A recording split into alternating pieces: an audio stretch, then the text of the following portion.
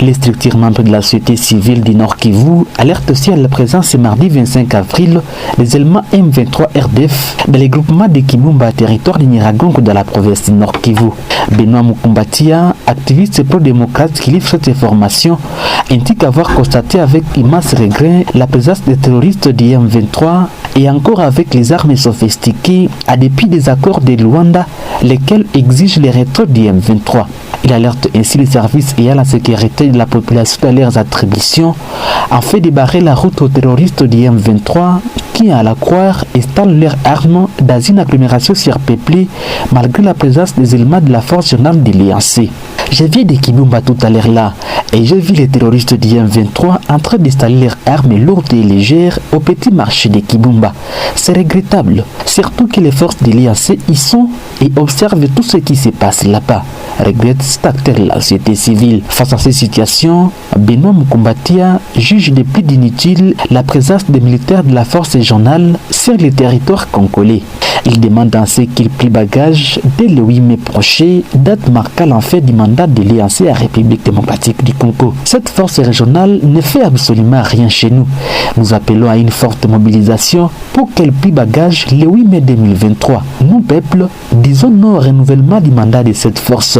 Nos forces armées de la République démocratique du Congo sont à mesure de nous sécuriser et nous leur faisons confiance, a-t-il lancé. Cette alerte intervient après celle de la coordination provinciale de la société civile Nord Kivu sur les renforcements des positions des rebelles du M23 RDF dans les territoires de Nyiragongo et Rutshuru. John Banyene, qui annonce au président, évite les autorités congolaises à la prudence, surtout à ne pas se laisser tromper par l'ennemi qui sait toujours pas retirer de leur position et s'active sur le terrain. Les rebelles sont en train de renforcer leur position pour commencer à orchestrer d'autres attaques. Nous dénonçons chaque jour cette cohabitation qui s'observe sur terrain entre les forces de l'IANC et les M23. Ils devraient se retirer depuis le 30 mars dernier, mais jusqu'aujourd'hui, ils sont encore partout et renforcent leur position à Kibumba, Mabanka et ailleurs, a-t-il dit, dans une exclusivité avec nos confrères du Top Congo FM. La force régionale de l'IANC, à ce tour, ne cesse de réitérer ce souhait de pacifier la partie orientale de la République démocratique du Congo, victime des affres de guerre depuis plus de 2 décennies. Dans une conférence de presse animée le 17 avril dernier à Goma, chef de la province du Nord Kivu, le général Jeff Nyanga, commandant de la force régionale, a quant à lui rassuré sur les retraits des terroristes du M23 dans certaines zones conquises. Il a au même moment révélé que les cessez-le-feu évoluent en beau trait entre les parties au conflit, conformément à la demande des chefs d'État des pays membres de l'IANC. Cependant, Madame Messi, des graves incidents se sont passés dans cette entité. Alertée, la force régionale s'est rendue sur le lieu et elle a sauvé 3 otages. Malheureusement, un qui avait reçu des balles ennemies est mort en route vers l'hôpital. Les retraits et les cantonnements du M23 sont des questions politiques qui révèlent des mécanismes de vérification et non de la force militaire de l'IANC, a dit le général Jeff Nyanga au cours de ce point de presse. Et les cantonnements des combattants de ces mouvements terroristes sont des questions politiques qui ne révèlent pas du mandat de la force militaire de l'IANC. À en croire les propos du général Jeff Nyanga, certaines de ces questions révèlent plutôt des mécanismes ad hoc de vérification de la communauté d'Afrique de l'Est. Cela ne révèle pas de notre mandat de répondre aux questions politiques. Qui est congolais et qui ne l'est pas? Y a-t-il un cessez-le-feu entre les FARDC et les M23? Les hommes du M23 sont-ils en train de se retirer? Se rendent-ils vers les monts Sabignon? Y a-t-il des infrastructures d'accueil sur les sites de cantonnement à Sabignon? Ce ne sont pas des questions de l'IANC, ce sont des questions politiques, a-t-il insisté dans des propos rapportés par la radio onisienne.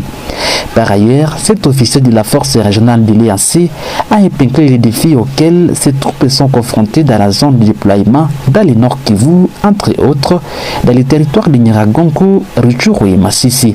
Pour le général-major Jeff Nyanga, les 6 défis concernent notamment les retraits partiels du M23 de la zone qu'il occupe, l'activisme d'une centaine de groupes armés, ainsi que l'impréparation des sites pré-cantonnement des terroristes du M23. Ce que nous souhaitons, c'est que le cessez-le-feu continue, que les routes principales soient ouvertes, Bunagana Kibumba Goma, Kichanga Kilolire Goma, et 3, que les groupes armés soient contrôlés. Ils sont très nombreux, plus de 120, et chacun vient avec une une dynamique et des défis différents, a-t-il expliqué. Sur la radio onisienne, le général Jeff Nyanga a précisé que la solution aux conflits armés dans l'Est de la République démocratique du Congo était processus et non événement. Il a en même temps appelé la population à la patience stratégique, en garantissant que le mandat de la force régionale est de restaurer la paix et la sécurité dans l'Est du pays, tout en assurant l'intégrité du territoire national de la République démocratique du Congo. Dans la chute de son speech, le général Jeff Nyanga a également évoqué des allégations faisant état du maintien des terroristes du M23 habillés en civil dans les zones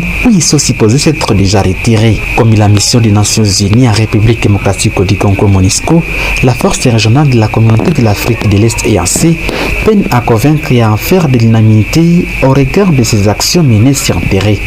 Le samedi 22 avril dernier, le gouverneur militaire de la province Nord Kivu sous état de siège, le général Constant Ndima, dénonçait la reprise par les M23 de certaines positions qui étaient dégarnies dans quelques localités des territoires de Rutshuru, Masisi et Nyiragongo, et c'est malgré le déploiement effectif des troupes de la force régionale de l'EAC dans ce coin de la République.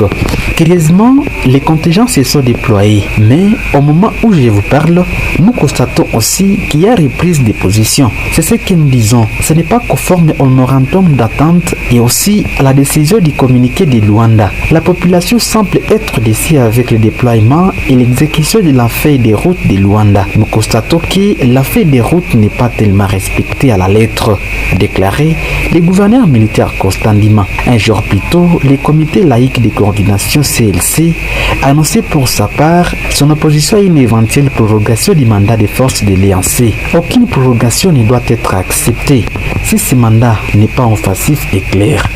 Parce que des mandats flous parviennent toujours à nous mettre dans une situation de confusion. Le déploiement des FRDC dans les zones abandonnées par les M23 doit être clairement énoncé dans les mandats. Estimé sur les ondes de la radio onisienne, le coordonnateur urbain du CLC à Goma, Jackson Kitambala. Autre chose, Madame Messi, tentative d'évasion des joueurs à la prison centrale de Bukavu ce mardi. Des prisonniers ont mis les faits dans les locaux, faisant 7 blessés. Selon le directeur de la prison, le sentier est maîtrisé et la situation est sous contrôle avec le déploiement des forces de sécurité et des casques bleus. La tension a régné tout l'avant-midi de ce mardi. Madame Messi, voici ce qui s'est passé réellement dans cette prison.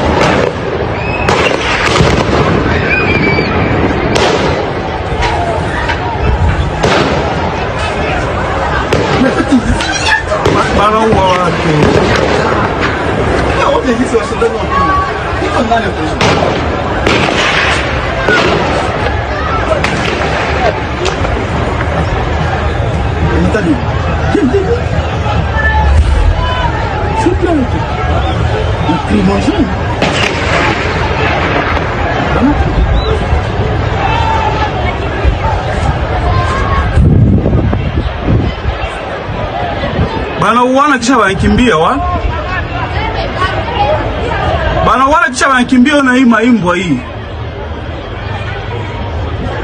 Dans la province Nord Kivu, un accident de circulation s'est produit à Ville de Beni la soirée de Selanti, 24 avril 2023. Il s'agit d'une jeep des forces armées de la République démocratique du Congo qui a tamponné des personnes dans cette ville au niveau de Boïken Kansoko. Selon l'armée qui confirme cette information par les biens de son porte-parole, 2 personnes sont mortes lors de cet accident. Le capitaine Anthony Maluchai indique que les victimes sont des civils qui revenaient de Mavivi après les activités champêtres. Il fait savoir que la première victime est morte sur les champs et la deuxième est décédée à l'hôpital de Beni à dépit d'une intervention médicale. Madame, Messieurs, très chers téléspectateurs de Afro Info 43, merci de nous suivre de partout dans le monde. Merci de liker et partager la vidéo. Je suis Richard Maliro Kakule. J'interviens depuis la province du Nord Kivu pour Afro Info 43.